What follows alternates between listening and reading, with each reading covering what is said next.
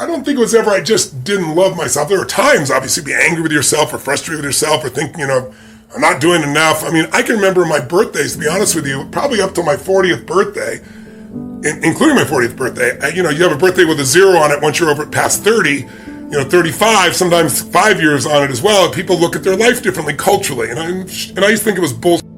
But sure enough, I would do it. I remember turning 40, and I was really, really unhappy. I was like, Jesus, I've not done enough. I've not helped enough people. I know tens of millions of people at that point already, done all over the earth in 100 plus countries at that point, but it was still kind of stuck in my head. So I would earn the love by over-delivering, change somebody's life. Like, I don't get it because somebody says, oh, I love you, Tony. I mean, I appreciate that. Or, oh, you're the greatest. It's got to be my standard. My standard's higher than their standard for me. Right? So when I get up and someone's going to kill themselves and they're suicidal and boom, turn around and they're no longer not going to kill themselves, but they're transformed, their life is there, that's when I go, okay, now we've hit the center of what I'm made for. Now, I deserve to feel this euphoric feeling within myself and appreciation. And even then, I still know it's God coming through me. I don't have the delusion it's just me. But I think sometime after 40, I finally saw the stupidity of it and I accumulated enough that I looked at life with fresh eyes. And I can say by the time I turned 60 a year ago, I noticed it was interesting because my birthday, I didn't have an ounce of it. I was just like, how could I at this stage of my life when I've had the privilege of serving so many humans in so many contexts, from turning around, guys going to kill themselves with PTSD to helping kids turn around to getting kids off cocaine or adults to, helping people build multi-billion-dollar businesses from nothing. And when I've lived this long, I can't go by without hearing half a dozen stories a day or dozen stories a day from people telling me how something I did changed their life. So it's not that I'm so smart now, it's just I've stacked it. By the way, though, stacking is the way you can do things. Most of us stack the negative. If you are really angry, it's not usually because of just the moment. It's that it happened again. It's like if you've ever lost it or overreacted to your kid or to a friend or a business or even within yourself, it's because it happened again. We hit this 1, 2, 3 many point, and then our nervous system overreacts. But what I've learned is you can stack the good. But for example, if you go into a state of really strong anger for more than 5 minutes, your immune system is suppressed between an hour and a half to 2 hours. That's a physiological fact. When no one had done any study, I started stacking good. Like, okay, let me stack a dozen great memories, feel them, see them, experience them. And I felt this biochemical change that didn't just last a half hour, an hour, or 10 minutes. It went on for a day or two. And so I think I've learned to stack the good. So just having the experience is not enough.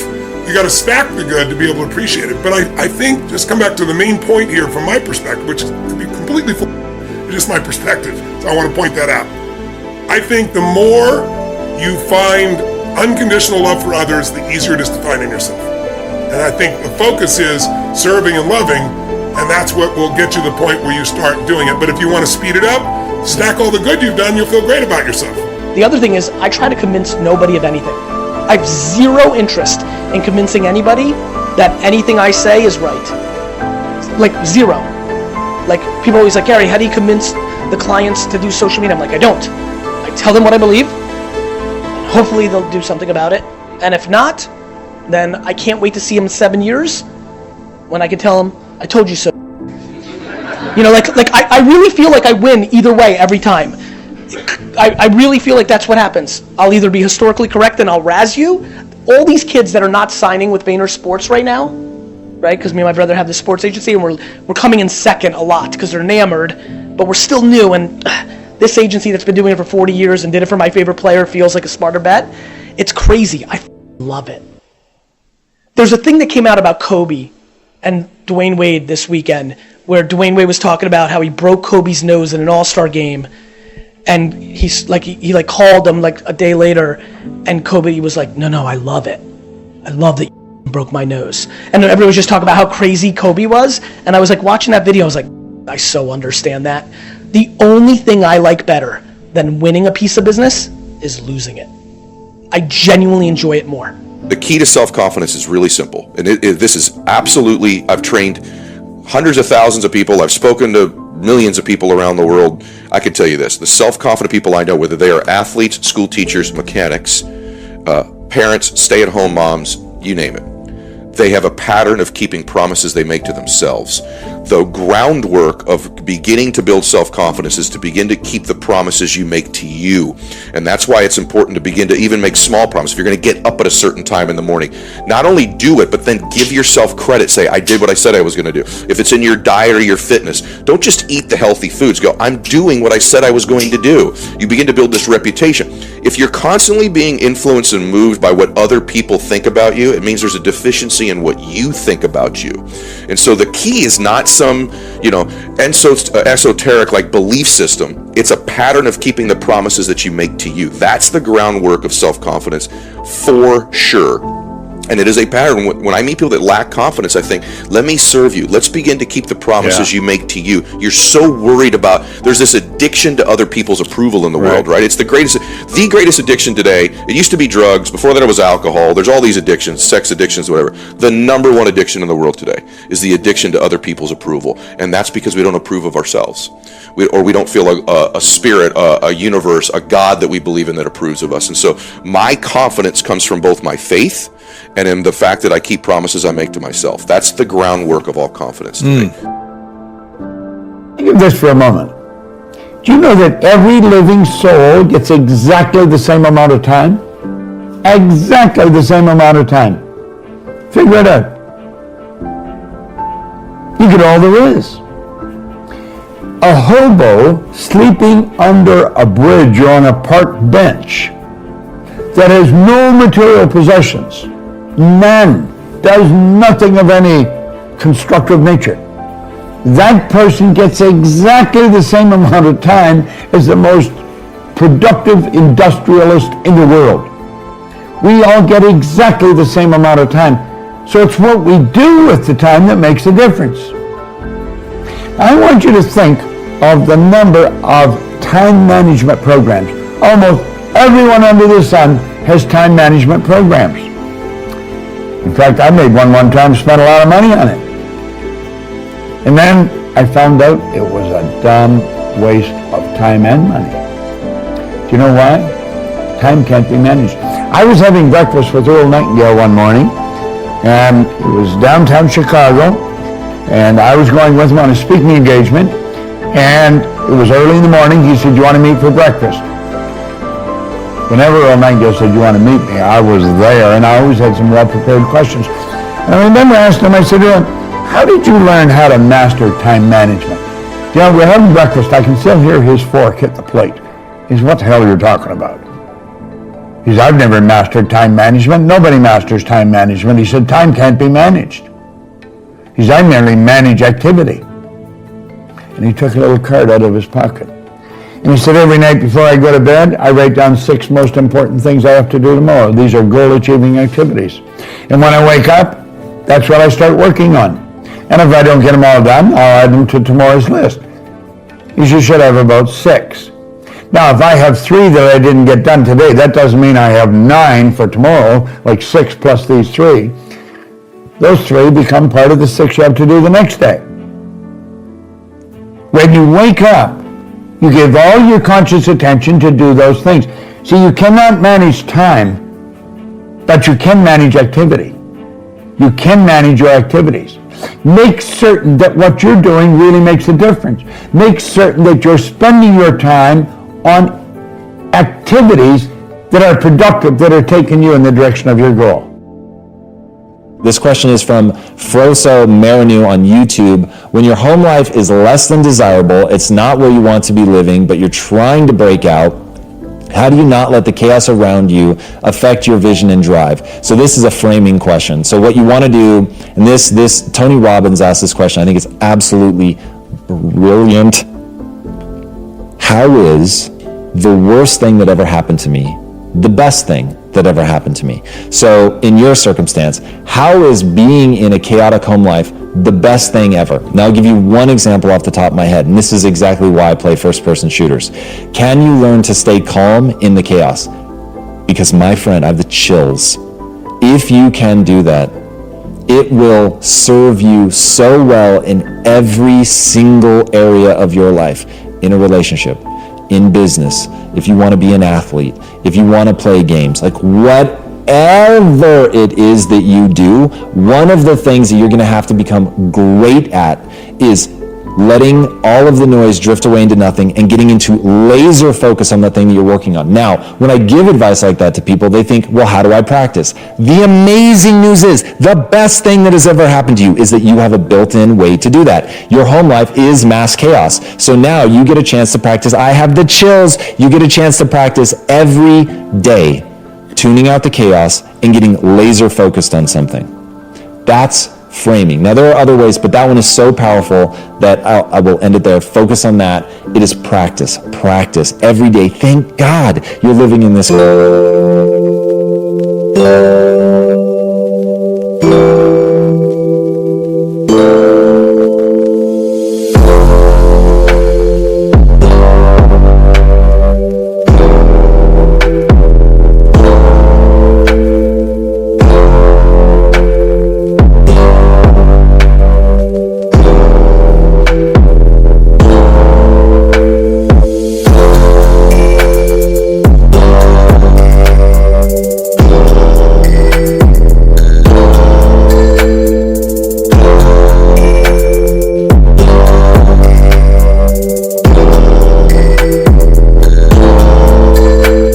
Chaotic environment. Man, congratulations. I'm going to share a little trick with you and all viewers.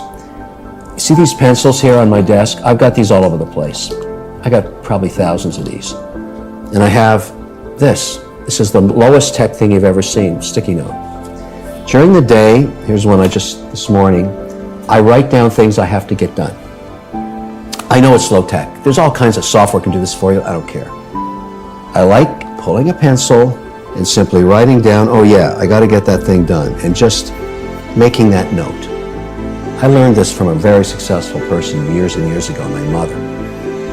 And this note just sits here all day, and at night, if I haven't finished, and usually there's 3 or 4 I haven't done, I look at it and say, okay, tomorrow I will get this done before anything else, before, I go online, before I read anything, I go watch television, before I make any phone calls or texts or anything. I'm going to get this thing done. And I stick it on the mirror on the right-hand side. Number 1, record bass line for track 15. All right, so I found a piece of music that I recorded back in '89. I'm working on a documentary about watch dials, which I think you're going to find interesting when I finally get it finished, but it needs the music so the editors can work with the beat of the music. And this thing I recorded in '80.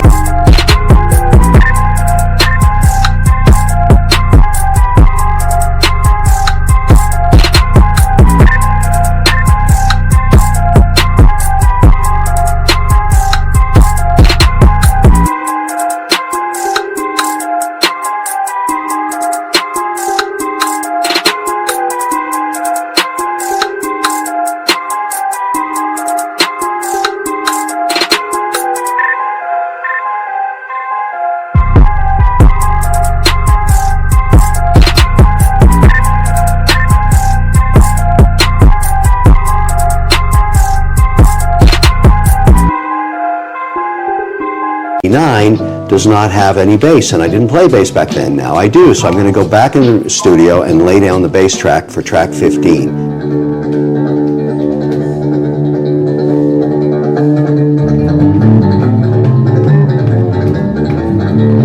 Number 2, reconcile foreign currency. I have investments over in Europe, and each month I reconcile to the currency to figure out how much of the performance was gained or lost by the change in the currency rates. So I want to do that this morning. It's important to get that done for last month because, if you don't have that information, you can't make moves. And number 3, tape questions 4 and 5 for Tax Hive. Tax Hive is a new business I've got involved in as an investor and also as a spokesperson. This is a company that helps small business with their taxes and payrolls, very important in my portfolio of companies. So I'm recording some messages, and 4 and 5 have to be done today, so I'm going to go in the studio and record those. Great take. That's the one. Before I do anything else today, these 3 puppies are going to get done. And that is how you get super productive. And you don't let anything distract you. You don't take a phone call, you don't do emails, you don't do anything. You get the things done that you made the priorities the night before. Do it every day. Try it. It's fantastic. Look at this low tech. Low tech, you write it down on a piece of paper, stick it on the mirror. Come on, it works. The best lesson for me was coming back from what happened. So what happens very often.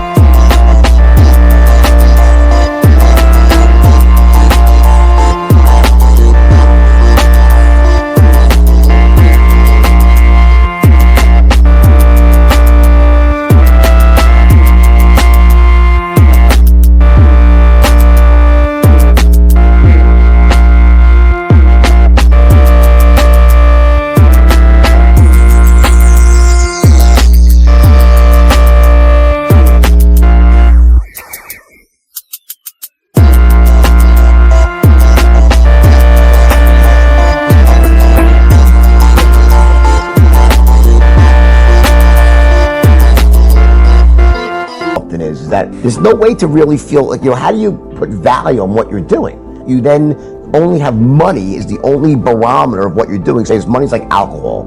It amplifies you. It doesn't change you. If someone's an asshole and they drink, they're a giant asshole when they're drunk. If someone's an awesome, funny person, when they drink, they're the life of the party, right? Money's very similar. It's not going to make you anything that you're not, but it'll make you more of what you are. You want something, but you forget the most important thing, which is know why you want it. Know why you want it. It's really just using belief to affect reality in a positive way. Fear is a dangerous obstacle in part because we may fail to admit its existence.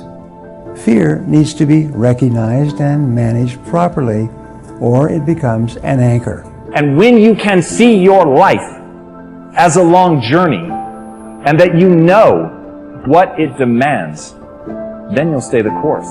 And my point is take accountability for your actions. You can take all the credit in the world for the things that you do right, as long as you also take responsibility for the things you do wrong. It must be a balanced equation. You don't get it one way and not the other. You get to take credit when you also take accountability.